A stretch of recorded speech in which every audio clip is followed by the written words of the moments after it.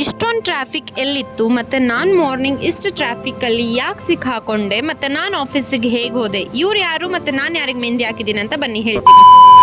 ನಮಸ್ಕಾರ ಎಲ್ಲರಿಗೂ, ನಾನು ನಿಮ್ಮ ಅತ್ತಿಬೆಲೆ ಹುಡುಗಿ vlogger. Welcome to my day vlog. ಮಾರ್ನಿಂಗೆ ನಾನು ಅತ್ತಿಬೆಲೆಯಿಂದ ಕೂಡ್ಲಿಗೆಟ್ಟಿಗೆ ಬಂದೆ. ಸೊ ಆಮೇಲೆ ಗೊತ್ತಾಯಿತು ಫುಲ್ ಹೆವಿ ಟ್ರಾಫಿಕ್ ಆಗಿದೆ ಅಂತ.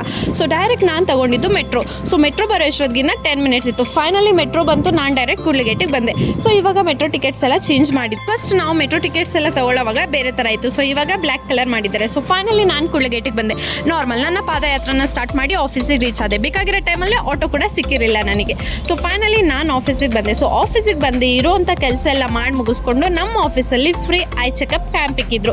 ಸೊ ಆ ಕ್ಯಾಂಪಲ್ಲಿ ನನಗೆ ಒಂದು ಸ್ವಲ್ಪ ಐ ಡ್ರಾಪ್ಸ್ ಕೊಟ್ಟರು ಮತ್ತು ಐನ ಚೆಕಪ್ ಮಾಡಿಕೊಂಡೆ. ಸೊ ಫೈನಲಿ ಲಂಚ್ಗಂತ ಲಂಚ್ ಮಾಡೋದಕ್ಕೆ ಬಂದೆ. ಸೊ ಲಂಚ್ ಮಾಡಿ ಈಚೆ ಹೋದಾಗ ಗೊತ್ತಾಯಿತು ಫುಲ್ ಹೆವಿ ಮಳೆ ಬರ್ತಿದೆ ಅಂತ.